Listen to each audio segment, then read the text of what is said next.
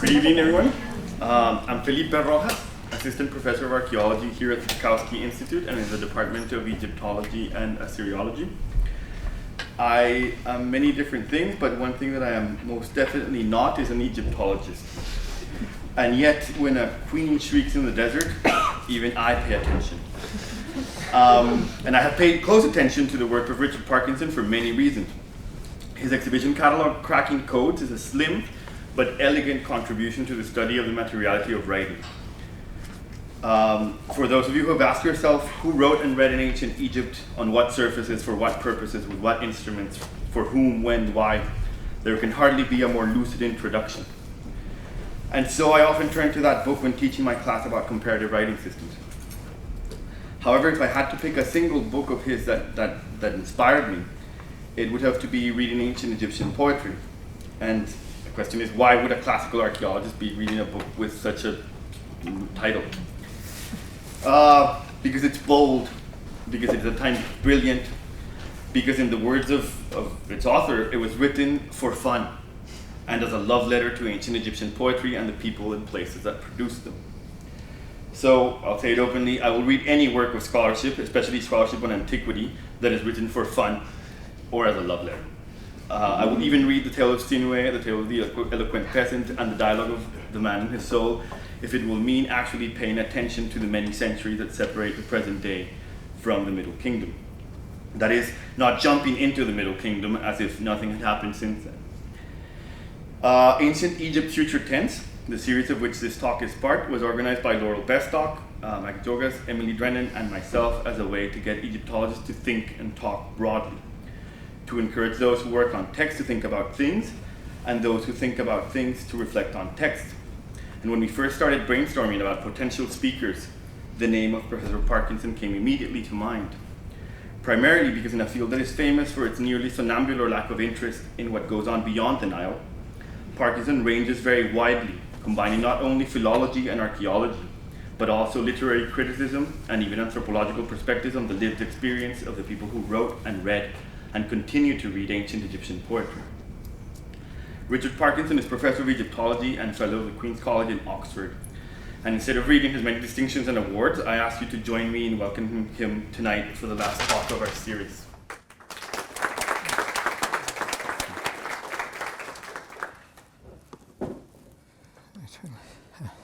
Thank you very much for that introduction, which I did not recognize at all myself. But thank you very much for this chance of coming back to Brown, and also for the hospitality and the wonderful organization. I have been shepherded, looked after in a very enjoyable way. So I'm having a lot of fun already.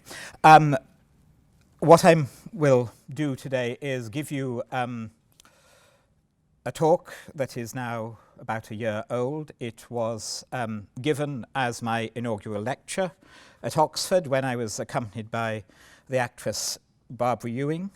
It was podcast, and if you want to hear how a shriek can be shrieked, not shruck, do listen to the podcast.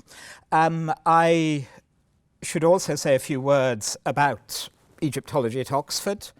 Being comparatively new and unfamiliar to it, we are based in the Griffith Institute, which is about 75 years old now.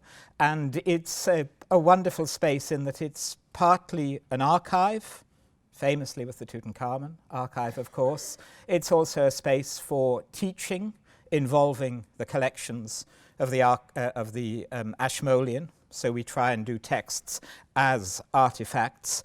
And of course, with scholars such as Liz Frood, there is also a considerable amount of fieldwork. I was trained in the Oxford tradition, which is really dominated by the figure of Sir Alan Gardiner, and possibly it has a reputation, partly through the architecture of its buildings, of being somewhat traditional. And thinking about the figure of Sir Alan Gardiner, who I do find in many ways a rather problematic role model, I've grown more and more concerned at the exclusion that the Gardnerian style of philological scholarship can involve, especially with poetry.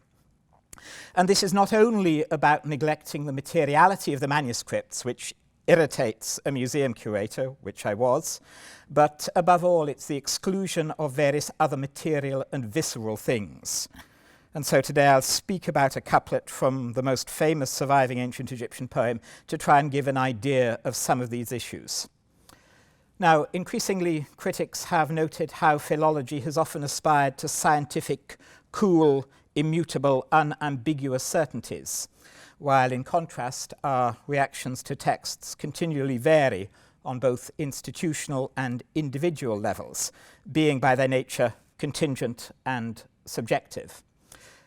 Now, when I was a student, I was, and I still am, very fond of E.M. Forster, and the famous kiss near Fiesole in A Room with a View exemplifies what I mean about how we conceptualize what a text can mean for us.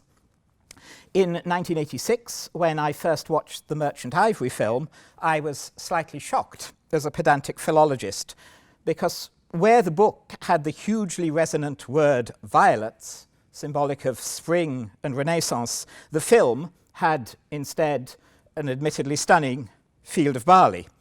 For good reasons, I now realise. Jim Ivory says they could not find violets, either natural or artificial, for love nor money in the season of May when they were filming. But nevertheless, the philology, is violets, not barley. And the passionate music in the film, Il bel sogno di Doretta, is slightly anachronistic. Why not instead Luce dell'amore, which Forster used elsewhere to ravish another heroine and make her realise her lack of self-knowledge? And of course that, my own lack of self-knowledge, was the problem.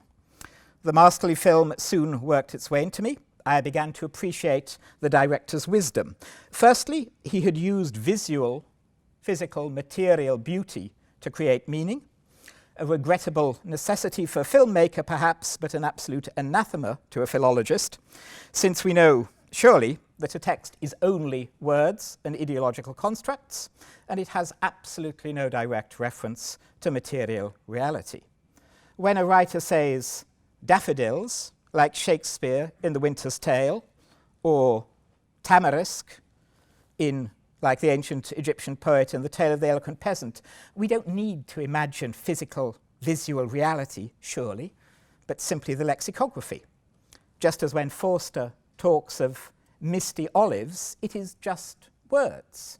And there is, as literary theoreticians tell us, nothing outside the text. Beauty, surely, is entirely meaningless, which is possibly a dangerous attitude for poetry. Secondly, James Ivory did not deal only with the surface of the words, but instead recreated the emotional impact intended by Forster, which is too risky a strategy to gain academic approval, I suspect, except that in this case I found it worked. That chapter had always moved me, and I soon realized the film moved me in a similarly intense way. But intensity is another unphilological quality, perhaps. It is not a quality we associate with Sir Alan Gardiner. And all of this was a bit different from how one was taught at that time how to write about texts. And indeed, the film scandalously manages to recreate this passage of text using hardly any words at all. So from this personal anecdote, I would argue for a slight shift in perspective in our traditional approaches, which have often aimed for a single correct urtext, and there you see James Ivory looking suitably thoughtful, a single correct urtext, a single translation, a single logocentric reading. The power of texts is perhaps more material, more multiple, more visceral than Egyptologists have sometimes been inclined to assume. Now, it's very easy to sense all this with the virtually contemporaneous Forster, but if we turn to the tale of Sinuhe in all its various forms, from around 1850 BCE onwards, it's of course much harder to reconstruct meanings. Nevertheless, I'll suggest that traditional philology can be complemented by risky aspects such as beauty and emotion, and perhaps even needs to be. Senushe, incidentally, has also had a film made of it in 1954, not, alas, by James Ivory, and it's an absolutely unspeakable travesty. I think the cat is probably the best actor in the scene, but is inauthentic, being very suspiciously long-haired. But it's unbearable. Instead of this, I'll take two rather plain verses of the Middle Kingdom poem and see how we can try and approach their poetry in a slightly more appropriate manner than Hollywood managed. The passage is preserved in only two manuscripts, one from the cemeteries of 12th dynasty Luxor from around 1800 BCE, and the other, later one, from nearby Deir el-Medina from around 1200. And this paucity of manuscripts is simply because this passage occurs quite late in the poem, and ancient copyists tend to drop away as the poem progresses. And starting to teach at Oxford, I realise it's true of the people who set texts for syllabuses. We only read 2/3 of Senushe as a set text, which is something that has got to change. The plot of Senushe, of course, is well known. Senushe has lived abroad unhappily for much of his life. He's returned to the Egyptian court. He's collapsed in terror as he meets the king, and he now waits for the king to announce his fate, having just declared, "Look, I am in front of you and life is yours. May your majesty do as he desires." It is a tense moment, and one that we've been expecting for many verses. And in the 12th dynasty manuscript, the poet begins a new episode after this. The red ink indicates the start of a new stanza. And the royal children were ushered in, and his majesty said to the queen, "Look, Senushe has returned as an Asiatic, an offspring of the Syrians." The verb form in the rubric has ellipsis, and probably an error. It's the end of a line, and the copyist was perhaps distracted by slightly bungling the red ink. He often does bungle the red ink. And then, after the king's epigrammatic couplet, the verses that I'll concentrate on. She gave a very great cry, and the royal children shrieked as one. There are a few grammatical or lexicographical difficulties here, and so the verses have attracted comparatively little academic comment. But this doesn't necessarily mean that they lack significance, of course. And it's worth noting, perhaps, that the scribe is copying with some attention here. You don't see it so well in this slide, but he redips his pen at the start of the verb wed she gave.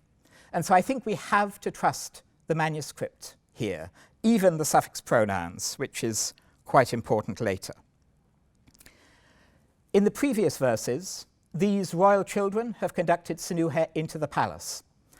So we should imagine that this is a formal part of the reception of a foreign dignitary or a high official, such as is alluded to in the funerary self-presentation of Count Montuhotep. The word usher, sechar, tells us what we need to know about the atmosphere. And we can see children being ceremonially ushered, for example, in the much later tomb chapel of the royal steward Hereweth from around 1325 BCE. The poem takes place in very much the same physical setting as this later scene, where children are performing a ceremony before a king who sits exactly as in the poem on the great throne in the canopy of gold. It will soon become clear in this stately passage from their reactions that neither they nor the queen have been informed of Senushe's identity before now. They have ushered him into the king without recognizing him, and then the king must have spoken with Senushe in the throne room. But we now realize this only retrospectively without them. So now they are surprised to be told that this is Senushe. And their shock at this is staged, so that their shock is in some sense a bit of a surprise for the audience. We know it is Senushe. We know the king knows it is Senushe. It comes as a surprise that the members of the royal family do not. It is also clear, but not explicitly narrated, that when the royal children were ushered in, so too was the queen. Elsewhere, in Hereweth's tomb chapel, a queen appears beside the royal children, but as a separate person, distinct from them in both dress and status. Of course, an ancient audience would have been familiar with the etiquette and might not have been puzzled by any of this. But even so, I think the poet stages it so that the queen is not described as entering the throne room, but instead she appears in the text suddenly from nowhere when the king tells her about Sensuality. And then she gave a very great cry. Now that is presumably not part of regular etiquette, but how can we prove it? It seems obvious, we intuit it, but is it actually correct? It might conceivably be a cry of joy to greet a visitor, perhaps like the trilling noise that modern Egyptian women make at weddings. Unlikely, but it is possible. The past is alarmingly different. However, in official texts, elite behavior is often associated with quietness, as in this commemorative stela in the British Museum, and contemporaneous statues of royal women do give the impression of an imposing restraint. This queen does not look as if she would scream at any surprise at all. We might expect the queen to maintain this sort of composure in the throne room, but she doesn't. In thematic terms, in poetic terms, a noise is very appropriate as a reaction. The poem has had many descriptions of speech, shouts, even the lowing of cattle. It is very much about communication, both written and oral, the spoken and the unspoken. The preceding scene is one of great tension, and we are still not entirely certain how the king will react. So the queen's response is a very great moment. A lot hangs on what she might say, but all she does is to give a very great cry. So both Sensuality and the audience need to know what sort of cry it might be. Now, if we turn to the Thesaurus Linguae Egyptiae and the Wörterbuch for attested uses of the word sebe, we can build up a sense of its possible overtones, desperately hoping and assuming that the ancient poet will not have been using the word at all ironically here. It's a very dangerous assumption. It's one we have to make as part of the game. Other uses include this papyrus from Elahun, where sebe occurs in a mythological text, meaning the crying out of mourners. It is used in funerary texts for the cries of the mourning goddesses Isis and Nephthys, seen here in the tomb of Intef Ika, so it has a fairly archetypal aspect. And mourning is one of the few emotions where figures in Egyptian art are quite contorted. So, arguably, it is culturally quite a violent reaction. If we look through the examples, we get a sense that sebe is almost always negative and dolorous, and it has been so for centuries by the time the poet is using it. But most immediately and most relevantly, it is featured as a verb earlier in the poem, where Sensuality shot a Goliath-like foreign challenger who cried out and fell on his face. Sebe is also the cry of being fatally wounded. And this was perhaps 10 minutes earlier in a recital, so I think it would have been quite immediate in an ancient audience's mind. And the rather forceful verb wedi that is used of the queen giving her cry also occurs in the same passage, where Sensuality gave his war cry on the dead challenger's back. So the queen here echoes two very different shouts, both of which are bloody and extreme, as in this somewhat lurid illustration of the poem from around 1913 by an artist who was also commissioned to illustrate Rider Haggard. And both these cries are very masculine, increasing the sense that this cry is unexpected from somebody who is a royal lady standing in a courtly setting in a throne room. So we can guess what sort of cry is meant by the word, but it is not just a cry, like the shot challengers.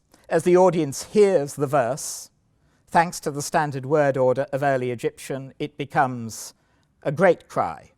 And then not only that, but a very great cry. It starts strong and it gets stronger. Perhaps these three words, sebe a'a weret, might have been gasped out by a performer, either slow or fast. The poet makes very sure that we cannot think it is an unexpected dinner guest sort of cry. It is something instead much stronger. It is a full-bodied scream.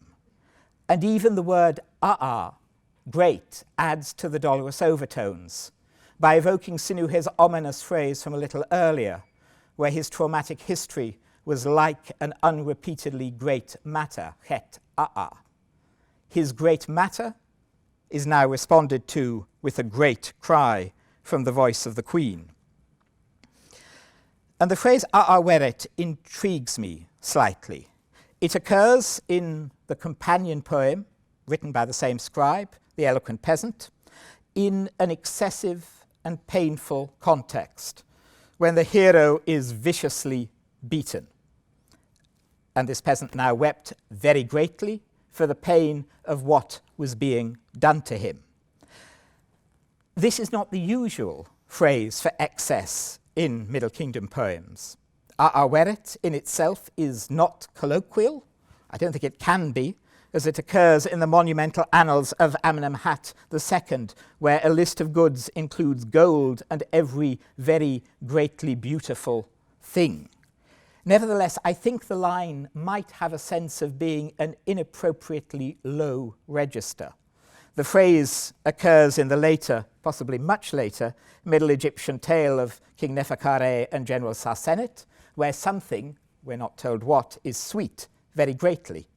And it occurs in the late Egyptian contendings of Horus and Seth, where, for example, Seth suffered badly, very greatly, a'a weret. And in that story, great cries characterize the impossible divine court to humorous effect. The great company of gods lacks any sense of restraint and seems to be yelling out all of the time. Now, these parallels suggest a sense of excessive emotion that contrasts strongly with the stately overtones of ushering in and the palace setting. But why? The tonal shift might be humorous. The king makes a regal pronouncement in a formal, symmetrically phrased couplet, and the queen shrieks. The poet follows this with the line, and the royal children shrieked as one, literally were in a single shriek. Diut seems, from parallels, to be very close in meaning with Sebe. And this verse echoes a much earlier fatal scene where one, Wa, of the royal children, was summoned after the old king's death. So the choice of words here, yet again, has slightly ominous overtones. Nevertheless, I think there's still something potentially comic in women, royal women, all yelling out in absolute unison. In one fully staged performance in Brooklyn, we tried acting this out with two actresses, and the audience always laughed, rather irritatingly. Living audiences are deplorably anachronistic as evidence, of course, but they are, unfortunately, the only sort of audience one can have any access to. What might the effect of these narrated cries have been on the unrecoverable ancient audiences? Perhaps the intent was programmatic and seriously ideological. The cultural resonance of mourning women could create a sense of the hero's symbolic death and rebirth. Sinuhe has collapsed, and he knows not life from death, and then he is mourned with this cry before his rebirth as an Egyptian. Perhaps. Or perhaps it is a sign of the intimacy that he has attained. And we know that palaces could be remarkably small face-to-face arenas, as with the throne room at Medinet Habu. It's a very small, intimate chamber at the back of the building. The ancient audience knowing this, could have been quite seriously impressed by this spontaneous and intense reaction, which proves how important this old man is to the royal family. The words evoke grief and pain, and they encourage us to see the reaction as potentially dark. But I think the registers shift so that the effect of this is perhaps left a little open. I think there's a gap between expected behavior and reality, which could be comic, but which is, of course, exactly what has made Sinuhe's life a near disaster. So perhaps it is funny, or perhaps it is not so funny after all, or philological horror. Could it even be a bit of both? It's worth noting that the royal women need not have reacted like this at all in the throne room. We can easily imagine a text where they cried out in shock, a happy shock, a wonder that has not been seen before. Or, in a phrase from earlier in the poem, most happy welcome. We can even imagine a text where they shrieked, but simply with joy. No, the shriek is not actually inevitable in this longed-for happy ending of recognition. Whatever it is not a simple scene of unambiguous joy. It is perhaps not a simple scene at all. There is, I think, in some sense, an excess of emotion, and it's impossible to specify it exactly, only to feel it. And in this sense, it recalls the earlier moment in the poem when Sinuhe overheard a message being delivered to one of the same royal children when he panicked and fled Egypt. The Queen's cry resonates with the ominous communication that has wrecked Sinuhe's life, another very sudden eruption of emotion into the narrative. And what does the Queen herself feel as she cries? It takes us a while to realize that the poet doesn't actually tell us. The narrative voice is, of course, normally very objective in Middle Kingdom poems, but usually the mood is clear. Of course, she must be glad, but the cry, Sebe, is grief-stricken.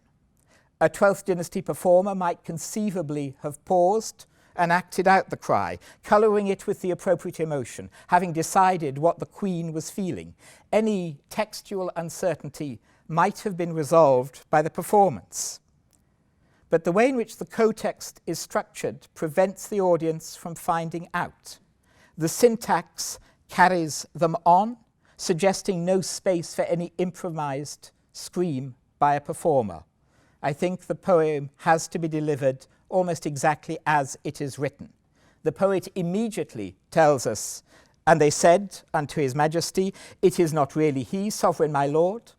And his majesty said, "It is really he." The inarticulate, loud reaction of the Queen gives way again to clear, precise dialogue, which might give a sense of renewed order and evenness. The word hefet, moves the tone back perhaps to a higher, more formal register. The sudden narrative shock of the shriek is clearly over and done with. What we hear next is apparently a question or a statement. Grammarians differ in their analysis of a key word, but any linguistic uncertainty is only one reason to question what is actually being said here. Think how many different ways this short exchange could be voiced. Is what they say an utterance of incredulity, shock, horror, or joy? And then the king's reply, is he smiling at this ridiculous scene, smirking at the joke, their lack of recognition of the person they have known for so long? Or is he scornful about Sinuhe having gone native? It is really he. Or is it a lament for the tragic confusion of the human heart? It is really he. The words of the dialogue do not really resolve the uncertain tone of the preceding verses. And while it is all perfectly natural and spontaneous, this simple exchange goes to the thematic heart of the poem. Who actually is Sinuhe now? Is he the same as he was at the start of the poem about cultural and personal identity? Is he an Egyptian, or is he a bizarrely exotic pseudo-Asiatic? The words themselves are very simple. How reassuring for Egyptologists. The emotions are not. And the simplicity of the diction reminds me, say, of another recognition scene between Lear and Cordelia, where simple language carries a huge emotional charge from all that has gone before. Now, is this just an interpretive anachronism by an over-emotional middle-aged gay man? Perhaps it is. But the adverbial phrase em ma'at suggests not. It is literally in truth, an obvious thing to say. But ma'at, truth, justice, order, is the central ethical value of Egyptian culture, a word that is eulogized in The Eloquent Peasant, written by the same scribe, remember, but which occurs nowhere else in Senuhe's divergent life story. The way of truth is expounded in the didactic poems of the period, extolled on funerary monuments, and they are all so very different from Senuhe's own life.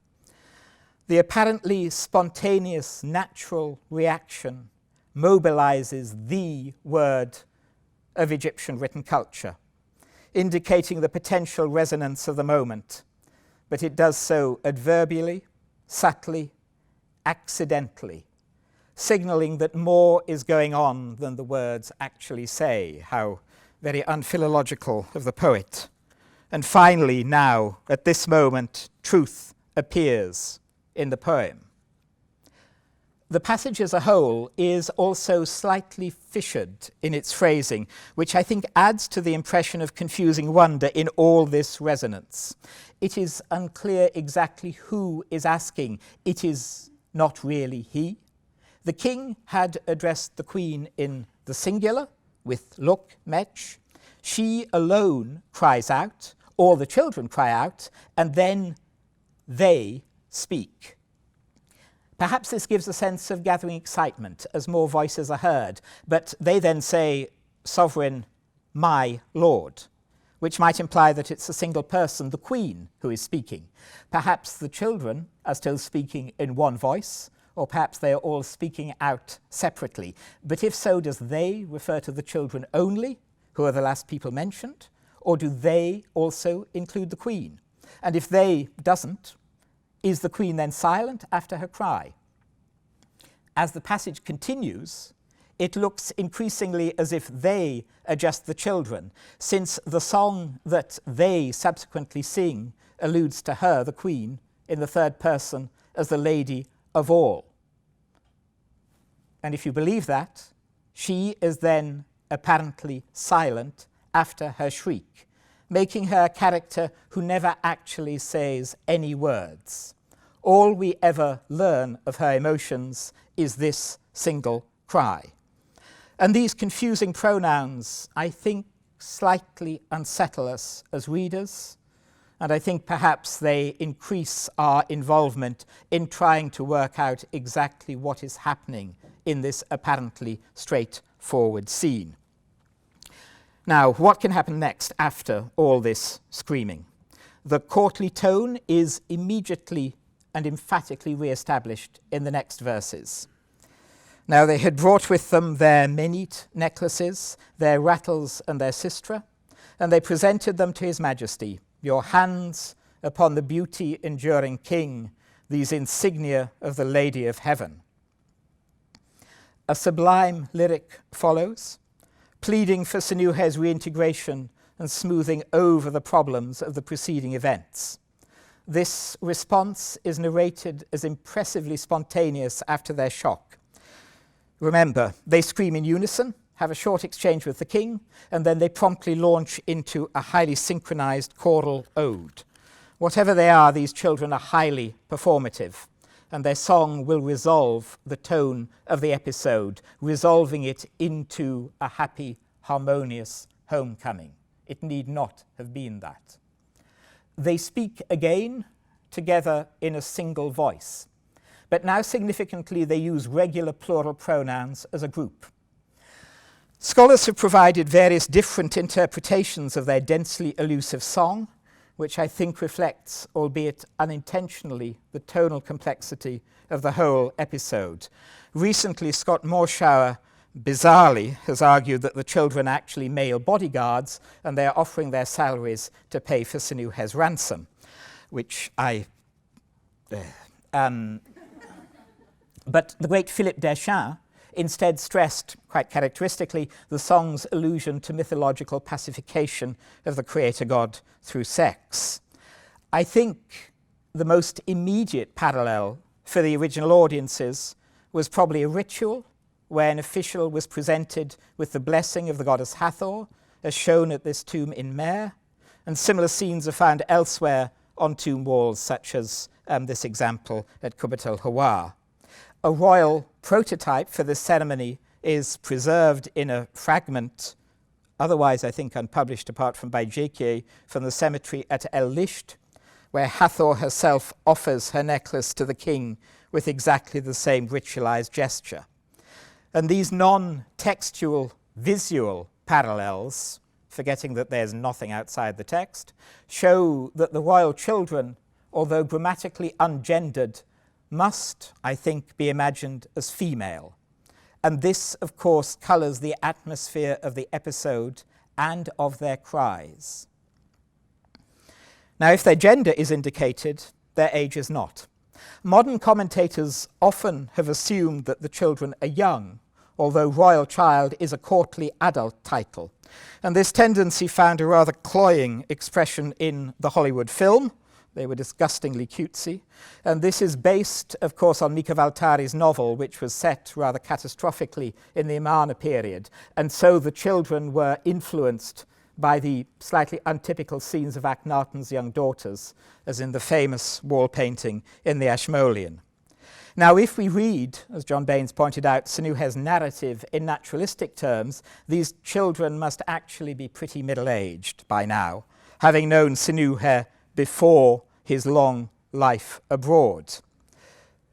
But of course, that is not necessarily how we are always meant to read fictional poetry. But I think they are implicitly, like the king and queen, presented as unchanged, in strong contrast to Sinuhe, whose aging is repeatedly mentioned in the poem. And as females performing an eroticized rite of renewal, they are intended to be imagined, albeit unchronologically, as young and sensuous, very much as Flinders Petrie's archaeological illustrator pictured them in 1895. And so they contrast strongly with the masculinity of the bloody cries of earlier. And when they shriek in one voice, it could well have been, for the original audiences, not only dark, not only funny, but also charming, even genuinely cute. Their charm, I think, is crucial because it dismisses any lingering grief about Sinuhe's homecoming. It is the young, charming women who provide the explanation for his catastrophic panic of earlier. The tone of the episode is gradually resolved as the poem progresses. What is happening is gradually clarified, but only very characteristically of the poet, retrospectively. And by the end of their song, the trauma surrounding his return will have been forgotten, almost forgotten.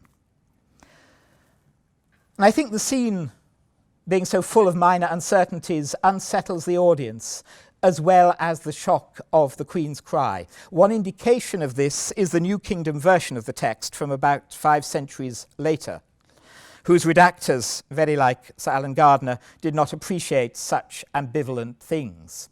By the time the huge Ashmolean Ostracon was copied in Deir el-Medina, the poem had been quite extensively rewritten into a slightly more regular narrative. The women's reaction to the king's speech is now more of a separate episode, and it is less sudden. Their reaction is now straightforwardly plural. Then they gave a cry. The queen, as a distinctive actor, has been written out of the scene, and their question is addressed to our Lord. When they enter, it is now all of them. Mi ashaut sen. And this bland regularizing addition puts the emphasis on the unified mass of the female reaction. And I think it's not uncommon that as time passes, the fissures in a poem are gradually smoothed over and normalized by the process of reading it with apprentice scribes, recopying it, editing it, thinking about its meanings, and possibly normalizing it. But there are some indications that the episode was perhaps still quite resonant. In the temple of Hatshepsut at Elephantine, a local goddess says to the ruler, just as in the poem, "Your hands to beauty." And this is, of course, perhaps only part of a shared liturgical intertext. But then, in Nefertari's temple at Abu Simbel, Hathor makes again the same gesture to Ramses II with these words: "Two hands upon the beauty's enduring king, the insignia of the Lord of the two lands." Details of the phrasing suggest that the composer was mindful of Sinuhe, and of course mindful of the New Kingdom version of the text. The ritual, of course, was certainly still familiar, and this now classic passage might have even coloured people's perceptions of it. Perhaps this was simply because of the fine composition of the old lyric used as a school text, but I wonder if the vividness of the whole episode was also influential. Might these scenes even be indirect echoes of the sudden way in which the royal women shrieked? The modern reception of the episode has also been rather striking. Authors have consistently imagined that the Queen and Sinuhe were in love, and actors during our recitals of the poem have, despite everything I said, joked about the same thing. And I really do not understand why. The romance between Sinuhe and the Queen keeps coming back to haunt the modern reception of the poem. It seems to be entirely irresistible to all sorts of readers. So far the worst embodiment of it is perhaps Guy Boothby's short story of 1904, A Professor of Egyptology, which has a highly sensationalist version of this idea. It's set in modern times. The Queen has been reincarnated as one Miss Cecilia Westmoreland from Yorkshire, very imaginatively named, and her lover Sinuhe as Professor Constantinides, and he begs forgiveness for having stabbed her in the 12th dynasty. And it's all to do with the mummy in the Cairo Museum, of course. And Boothby's romantic rewriting draws on his colonialist expectations of harem conspiracies and amorous intrigues, as do, rather embarrassingly, contemporaneous academic discussions.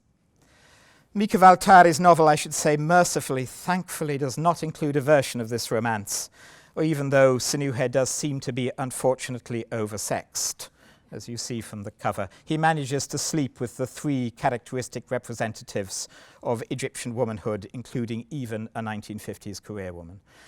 If one turns to Egypt, the reception is distressingly, for European views, very different. The Egyptian laureate Naguib Mahfouz also imagined a similar love triangle in his short story of 1942, The Return of Sinuhe. But this is actually very effective and moving. Here, Sinuhe is received by his rival, the king, after a 40 years absence, and then is summoned privately by the queen. He crossed the threshold of her room like a man walking in his sleep.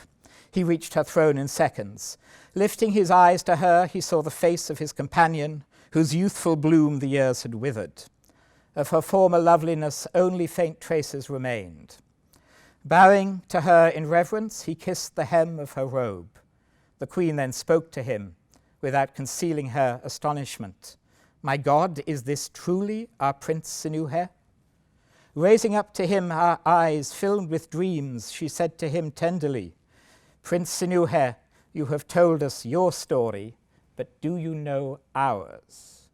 And she then confesses that she had actually always loved him and not the king, and that it was Sinuhe's sudden flight that buried their happiness alive, forcing her to marry his rival. In this subtle rewriting, very romantic rewriting of the recognition scene, there is no screaming. The romance is highly anachronistic, but it's a profound and sympathetic response to the poem's meditation on the fateful choices the human heart can make. It picks up on, I think, the inevitable question of what the queen feels in the original story. These ancient poems are, unsurprisingly, more alive and more passionately relevant to life for modern Egyptian artists than they are for European Egyptologists, with Ardaf Soueif citing the eloquent peasant in connection with the protests in Tahrir Square. But why the eruption of romance into the reception? I think for post-romantic heterosexual readers, the most significant emotional bond in any text is usually that between the main male and female characters. But of course, not all readers are necessarily heterosexual, and over the millennia, most of Sinuhe's readers have been very emphatically pre-romantic. In the Middle Kingdom, the key relationship in the poem was that between Sinuhe and his king, Senwosret. So the poem was, if anything, slightly homoerotic, rather than positing a deep relationship between Sinuhe and the queen. But I think the persistent modern obsession with Sinuhe and the queen perhaps reflects an intuitive awareness that she is not just a stage prop, like other literary wives of the period. She is Sinuhe's patroness, associated with Hathor, the divine lady of the sycamore tree, Nehet, that gives him his name, Sinuhe, son of the sycamore. It's a name as resonant as Hardy's Gabriel oak. It's a tree that is everywhere in Egypt. It's an image of home. And the queen's Hathoric significance is very elusive in the poem, but pervasive, making her reaction here quite so crucial and so noticeable. The opening lines of the poem introduce Sinuhe as her servant, and he has prayed, "May I greet the mistress of the land who is in his palace and hear her children's messages. May I follow the lady of all, and then she shall tell me that all is well with her children." So she is not above speaking to him. It has been prayed for, wished for, and here it does not happen. It might, of course, be decorous that the queen remains aloof and unspeaking, but if she is unspeaking, she is very far from silent. She gave a very great cry. My basic question is, why does the poet choose that reaction? Why has the scene had such an impact apparently on both ancient and modern audiences? And I think, but I can't prove it of course, that this cry gives us a touch of the real, a disruptively human emotion that breaks through the normative expectations of official discourse. This is the world of Middle Kingdom poetry, where lives are not perfect or simple, where the awkward facts of the inner life, so championed by later authors such as Forster, already have power. We are caught up in what were already archaic ritualized procedures and costumes, but these need not exclude emotion, not even, I hope, in the midst of Oxford academic ceremonial. At the heart of a grandiose ceremony, the poet has chosen, quite deliberately, to place a witless, terrified man and a screaming woman. She reminds me, in some ways, of Homer's Penelope, suspicious and not joyful at news of her husband's return. Experiencing joy as grief seems so very, another unphilological, un-Gardnerian word, so very recognizably human. Significantly, no modern commentator has ever thought the Queen's reaction in any way odd. Perhaps it embodies tension being released, tension that both characters and audience have been feeling as the recognition scene is played out, postponing the resolution, waiting for the ending. Who would not scream? The moment of recognition is the only time that the Queen actually, finally, appears in the narrative. And she will stay in our memories like this, just inside the throne room, looking at this unrecognizable man. We are shown that she feels, but we are not told exactly what. And in that sense, she reminds me of Shakespeare's Hermione at the end of The Winter's Tale. As with that wronged queen silent on the statue pedestal, the lack of description means that we can only imagine the depth of her feeling. And what Hermione feels has been imagined very differently by various actors and artists. These uncertainties, this lack of simplicity, draws us in. We are encouraged to speculate, to empathize, and the emotion we project onto her is perhaps the stronger for its fluid imagined quality, its unspokenness. Unless, of course, we are being Gardnerian, in which case there's no question. She simply makes a loud noise. The emotions of these much later fictional characters, such as Hermione or Lucy Honeychurch on that Tuscan hillside, inform us, of course, objectively about the historical discourses that we study, proto-Baroque sensibilities, Edwardian attitudes to sexuality. What the characters feel is important for their plots. That is clear. But with such comparatively contemporaneous works, it's also clear that what we, as their audiences, feel also matters. This is how meaning is created. And the key to such passages is always going to be our reaction, even when the poem is from such a different and distant culture. And many academic responses have not really engaged with this possibility. Of all academic responses, though, the most revealing is Sir Alan Gardiner's. I've spent much of my career poking fun at his non-poetic soul, but even he described this scene as a delicious touch when he wrote in his notes on the story of Sinuhe in 1916.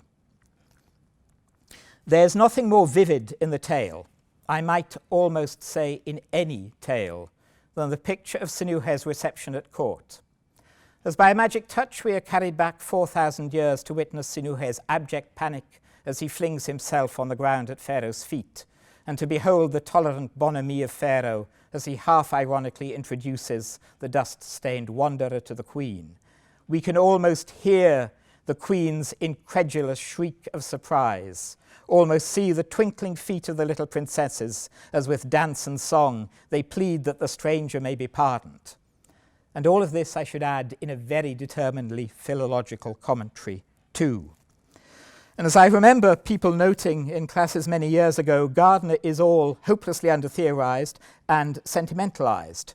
Think of those Hollywood-style twinkling feet and how Edwardian he makes the Egyptian court sound.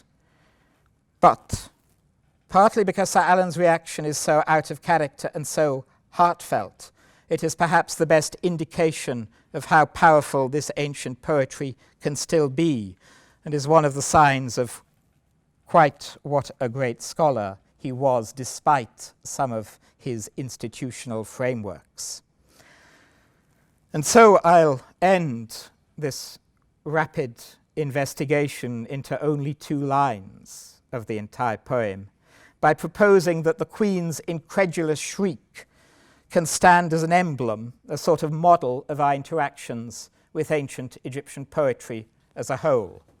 She descends from her pedestal and she deigns to feel. Perhaps we should do this too. It is still possible for this poem to actually penetrate our consciousnesses and move us after such vast amounts of time. It is quite surprising. But perhaps it should not surprise us so entirely.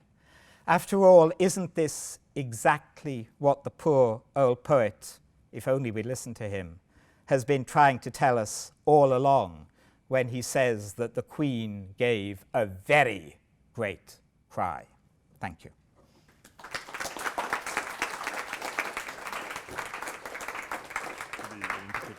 Yes, of course, whatever. That's good.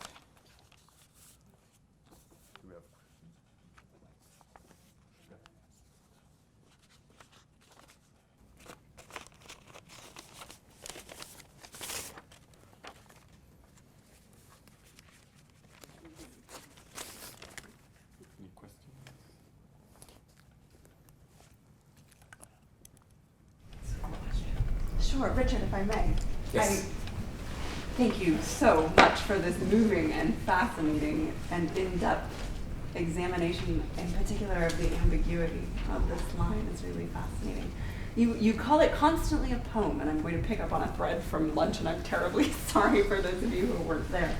We were speaking of the very definition of literature at lunch, about which there was disagreement. And I'm wondering if you can talk about this as a poem. What makes it a poem? Why is this not the tale of Sinu? A tale is a simple thing told by an idiot, signifying nothing. It's what you tell to children. A text is what we treat as sources of data. I'm not sure those cultivate the right sort of response in audiences. If you call something a poem, even if that's anachronistic, it forces you to think about it in a different way. And I think by any definition of poetry, it seems to me to be poetry. And if you believe it is written in verse, what you call it, a verse text, I think a poem has a lot of advantages as a word. It's misleading in that it's emotionally loaded, but then I think a bit of emotional overload might redress the balance in our treatment of these texts. And text is such a horrible word. We have poetry. Tennyson is a great poet. Homer is a great poet, and the Egyptians had texts. You know, there's a whole colonialist, well, aesthetic in that. Texts are, it's not a complimentary word. What a wonderful novel you've written. I did enjoy your text. That was a good dissertation. No, it was a good text. That's not. I wouldn't. You don't use it in a friendly way, I think. I think part of it is that we are conditioned to think of poems as a bit like doggerel. Yeah, verse. It's not just that, it's in verse lines. Yeah. And it didn't rhyme, or at least most of the time, as far as we know. But it's the one thing about poems that's different from narrative is that there's a conscious use of words. Yeah, yeah. And that's what you really have here. And I think people are so unused to reading narrative poems now as well. What we think of as a poem now is a lyric poem. And Paradise Lost, well, is a text, perhaps now. Again, it doesn't rhyme. It doesn't fit in with the immediate expectations. I'm really interested in the comparison you drew with Penelope and Homer, and it just makes me think how this kind of idea of the differing interpretations within the text and the emotional responses to it, that's something that classicists have always kind of studied in relation to classical texts. And I'm really wondering whether you had any thoughts as to why people have approached Egyptian poems or texts so differently, especially when so many of them were actually trained as classicists to begin with. But the classical literature is part of our inheritance, and there's a continuous tradition, and there's not that with ancient Egypt. And I think still the sheer difficulty of the grammar, the linguistics, is inevitably a slight barrier. You can't get a group of undergraduates reading the text for the first time to react spontaneously to it. It has to be read through, phrase by phrase, discussing the difficulties of the interpretation. And I think there's also a sense that the Greeks and the Romans are like us. The Egyptians are the weird people of the Exodus that we escaped from years ago. I think that's a very hard legacy for scholarship to. And if you're faced with Penelope as a reader, she is much closer, inevitably. So, yeah.